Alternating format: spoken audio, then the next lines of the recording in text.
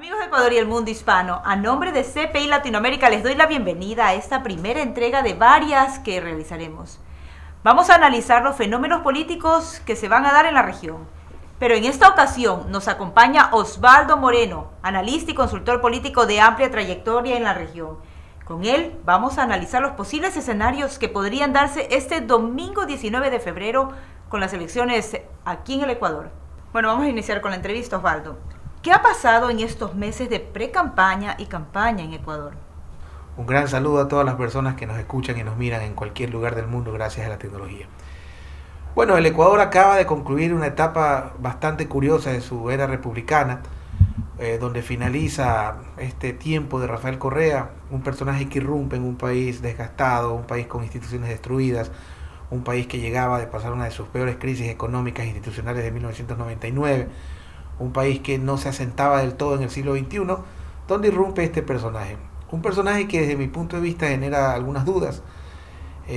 Yo quisiera saber cómo va a reaccionar este electorado después de 10 años de estar habituados a votar por alguien a quien cuestionaron, a quien quisieron, y hoy no va a estar en la papeleta. Eso genera que entremos en una etapa de transición en la cual o se ratifica el periodo correísta en su prolongación o la oposición capitaliza todo el desgaste y todos los problemas que ha tenido el correísmo. Analicemos un poco más las campañas y las candidaturas. Bueno, un Ecuador que no está al margen de las corrientes de pensamiento mundial, ¿no? Por un lado una derecha, un centro derecha entre conservadora y liberal, y por otro lado una línea del socialismo del siglo XXI, del socialismo a la ecuatoriana, que ha gobernado los últimos 10 años y con otros actores. En ese marco, en ese campo, tenemos la candidatura de Lenín Moreno, que se presenta como el gran favorito en todas las encuestas, amigas, enemigas, afines, no afines, oficiales y no oficiales, encabeza los procesos electorales. Por otro lado, la campaña de Guillermo Lasso, un hombre que tiene el mérito de haber entendido que o hace política o hace empresa, lleva casi 5 o 6 años trabajando en el tema, con una campaña bastante interesante. Yo creo que ha centralizado su mensaje en el tema de trabajo, ha usado muy bien la figura de la primera dama, su esposa siempre está cerca de él, es una persona que tiene mucho carisma. Pero bueno, ahí habría que ver un poco el resultado, ¿no? Que generalmente la opinión pública está más centrada en encuestas y es un poco difícil establecer las partes que no te dicen las encuestas, que es la parte cualitativa. Y en la parte cualitativa no me convence, no me cierra del todo que la gente conciba un banquero bueno.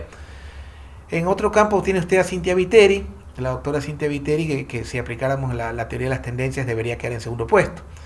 El tema de las tendencias, ella empezó con un 6%, con un 8%, y aparentemente pasaría el 15%. Si aplicáramos la tendencia, ella debería quedar segunda, pero con una campaña, para mi gusto, muy social cristiana, con una visión muy local, muy de Guayaquil, San Borondón, algo Quito.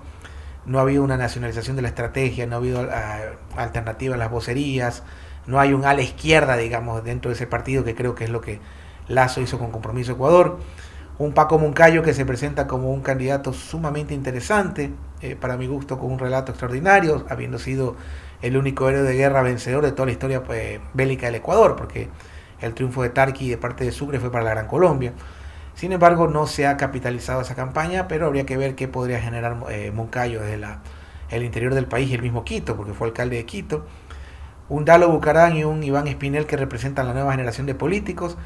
Y dentro del pelotón, desde mi perspectiva, que el resultado lo dirá si era para el currículum o para participar, el caso de Washington Besantes y Zuquilanda, si no me equivoco. Al margen de esto, creo yo que Moreno es el favorito, con una campaña que tiene 3 campañas paralelas, creo yo. Una campaña por un lado del presidente de la República, la que realiza el vicepresidente de la República y la que realiza Moreno.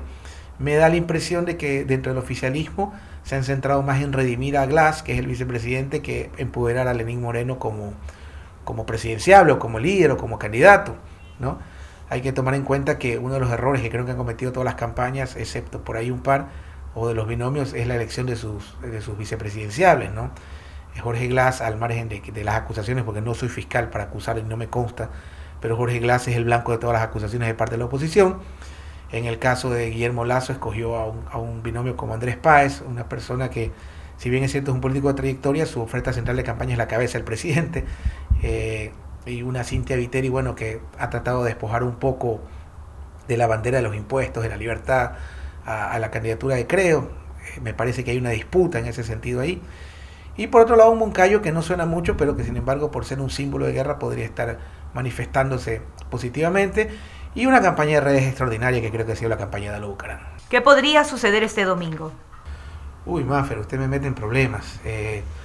Bueno, usted como periodista de tantos años aquí en nuestro país sabe que es muy difícil poder, o por lo menos no creo que sea formal ni serio, elaborar pronósticos alegremente. No creo que la opinión pública nacional, y me incluyo porque hacemos mucha opinión, la opinión pública se ha dedicado más a analizar momentos y no plantearse el análisis de procesos, ¿no? Es decir, hay una locura por las encuestas, han terminado algo así como un juego de naipes, esto de aquí, de lectura del tarot, y no estamos analizando seriamente los procesos.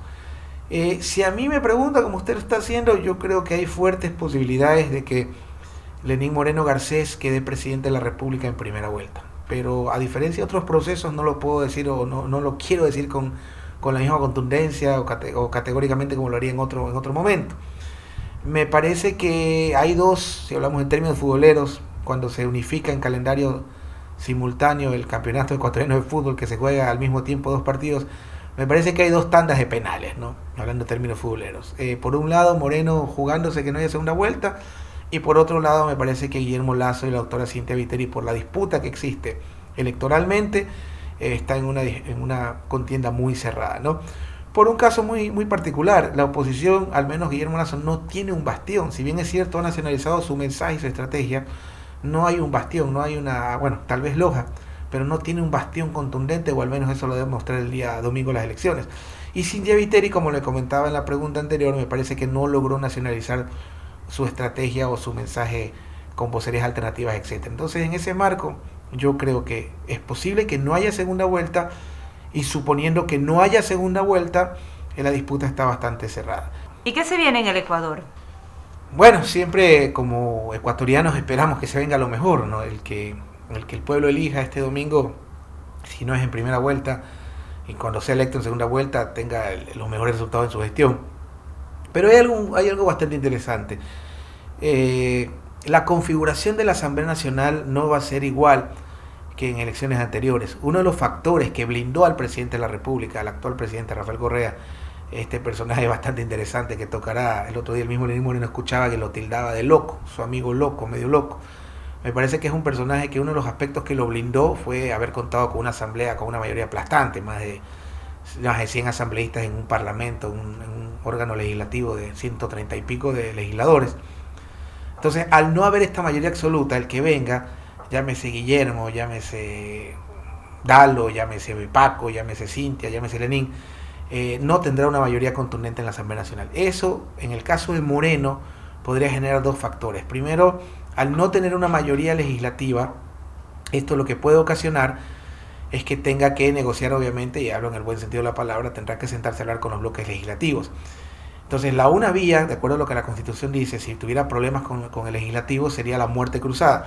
Pero en el caso de Moreno, suponiendo que él sea presidente, convocar a la muerte cruzada implicaría generar el camino para que Rafael Correa pueda volverse a postular, y siempre Rafael Correa, bueno, lo parecido que es a Velasco Ibarra desde mi punto de vista, será un contendiente fuerte, y eso de alguna manera generaría la salida de Moreno del escenario. Por otro lado, podría negociar con la oposición, pero yo no estoy tan seguro qué podría ofrecer a Moreno, qué podría ofrecerles Moreno a la oposición, y que estoy más que seguro que lo que van a pedir es la cabeza de Glass o de algún funcionario de alto nivel. Entonces yo creo que se vienen, si no sabemos manejar bien, o por lo menos el presidente que gane no sabe manejarse bien a nivel legislativo, podría haber crisis de gobernabilidad o pugna de poderes, que esperemos que no es lo que no pase. ¿Y cuál sería su mensaje final, Osvaldo? Bueno, yo creo que los colegas de Latinoamérica y de otros países del mundo que están trabajando ahora en Ecuador o que están estudiando el proceso ecuatoriano se han podido dar cuenta que esto no es Venezuela, esto no es Nicaragua, esto no es Bolivia, de la misma forma que México no es Argentina y Argentina no es Colombia. Cada país tiene su proceso.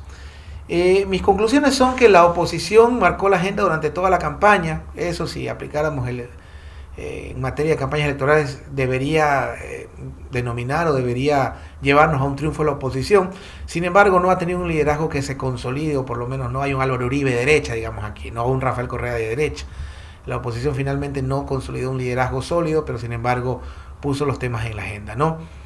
Me da la impresión a mí que esta elección nos deja muchas lecciones, y la más importante es que debemos de cuidar y valorar este bien intangible tan maravilloso que es la democracia. Así que yo invito a todas las personas a que asistan masivamente el día domingo a votar. La mejor forma de obtener resultados es en las urnas, es votando.